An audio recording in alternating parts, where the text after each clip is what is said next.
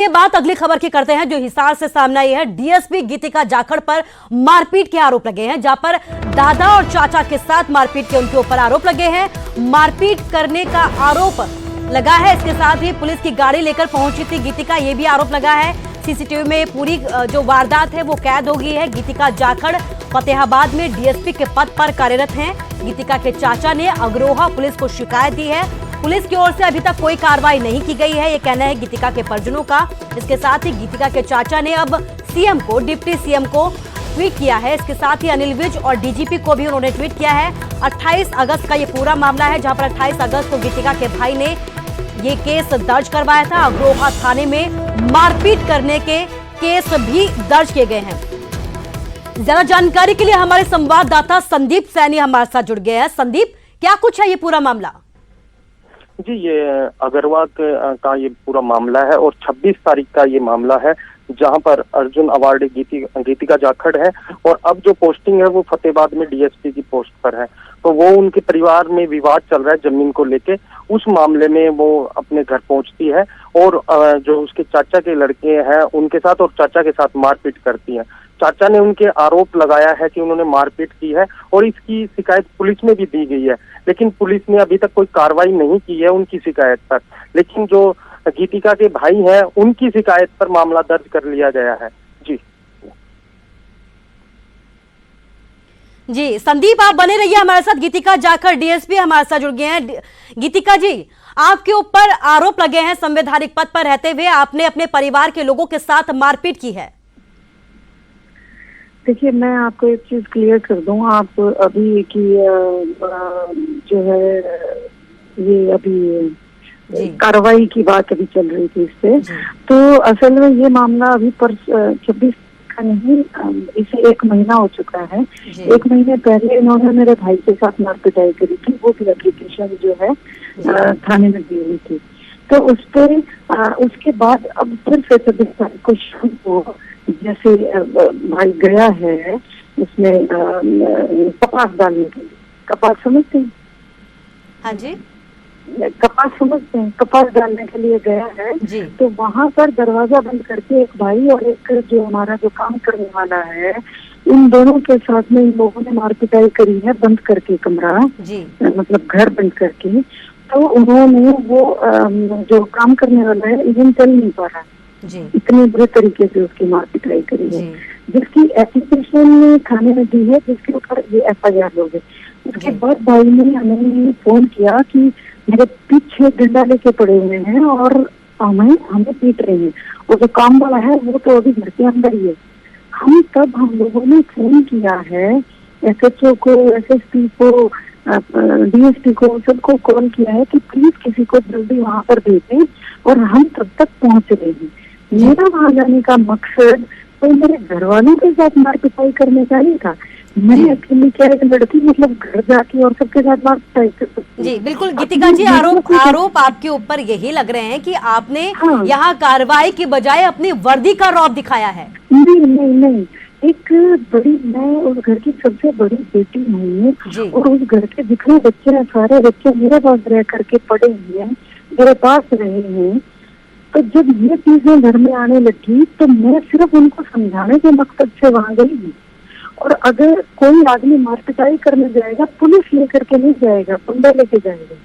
तो मैं आपसे ये भी पूछना चाहूंगी गीतिका जी, क्या आप इस तरीके की कार्रवाई के लिए सरकारी गाड़ी का इस्तेमाल करेंगे? सरकारी गाड़ी का नहीं, मैंने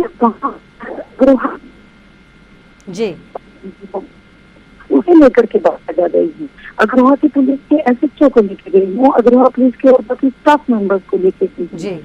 वर्दी में आकर के वो लोग आकर के उन्होंने सिर्फ जैसे मैं और कोई भी अंदर नहीं, सिर्फ मैं जैसे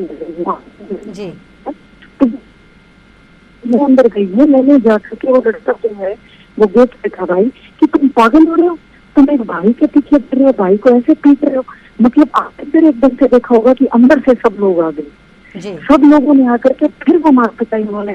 और गीतिका जी, समझने वाली बात ये भी है कि आप एक संवैधानिक पद पर हैं। अब आरोप ये भी लग रहे हैं कि शिकायत कई जगह पर की गई है, इनको अपनी बात रखने का पूरा अधिकार है, लेकिन पुलिस की तरफ से कार्रवाई नहीं की जा रही है, उनकी बातों को नहीं सुना जा रहा है। यही वजह है कि अब उन्होंने सीएम को ट्वीट करके अपनी बात रखी है।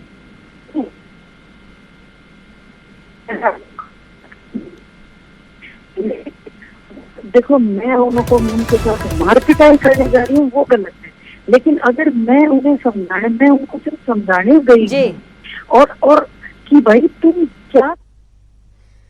जी गीतिका जी, हमारे साथ बातचीत करने के लिए आपका शुक्रिया। तो गीतिका जाखड़ डीएसपी जिन पर आरोप लगे हैं उनसे अभी तक बातचीत हो रही थी।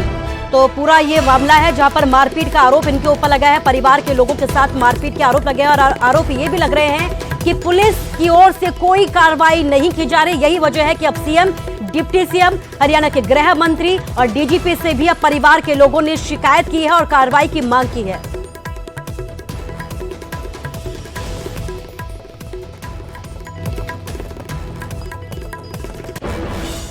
और एक खबर करनाल से, करनाल लाठीचार्ज में घायल हुए किसान की मौत हो गई है। हार्ट अटैक की वजह से किसान की मौत बताई जा रही है। कल लाठीचार्ज के दौरान किसान घायल हो गया था। घरौंडा में पुलिस ने किसानों पर लाठीचार्ज किया था। बीजेपी की गाड़ियां रोकने पर यह पूरा विवाद शुरू हुआ था, जिसके बाद लाठीचार्ज किया गया और अब खबर है कि किसान की मौत हो गई है। कहा जा रहा है कि हार्ट अटैक आने की वजह से किसान की मौत हुई है। कल का ये पूरा मामला है जब घायल हुआ था। घायल होने के बाद अस्पताल में भर्ती करवाया गया, इलाज चल रहा था और इसी दौरान हार्ट अटैक की वजह से किसान ने दम तोड़ दिया।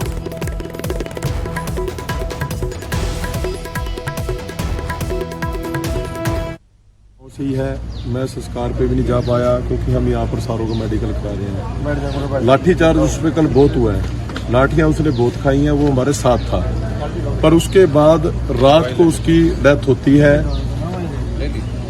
हार्ट अटैक से हुई है, कैसे हुई है, सदमे से हुई है, वो चीज ये हुआ उसके साथ। डेथ उसकी ऐसे हुई है, अभी वो सुबह उसकी डेथ हुई मिली है। बाकी है उसको लाठियां बहुत लगी है। पोस्टमार्टम हुआ था क्या? ना, पोस्टमार्टम गांव में कराया नहीं, सुबह उसकी डेथ हुई है। तो उसके बाद इलेक्शन नहीं लड़ रहा हूँ मैं, हरियाणा से भी इलेक्शन नहीं लड़ रहा हूँ मैं। सुनिए, मैं पंजाब में मिशन पंजाब का एक होगा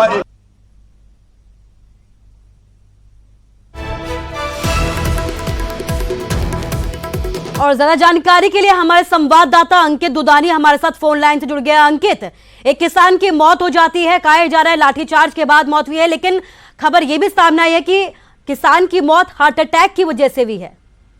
बिल्कुल बिल्कुल कुसुम, जो मौत हुई है उसका कारण हार्ट अटैक है और कल जरूर आंदोलन के अंदर वो किसान जरूर शामिल था और मामूली चोट लगी थी। ऐसा नहीं था कि कोई बहुत ज्यादा लाठियां लगी हों और क्योंकि उसके बाद वो घर चला गया था और घर जाने के बाद परिजनों का अभी जो कहना था कि वो घर पे सुरक्षित था और घर पे जब रात को सोया है तो ठीक ठाक सोया था, लेकिन सुबह नहीं उठा।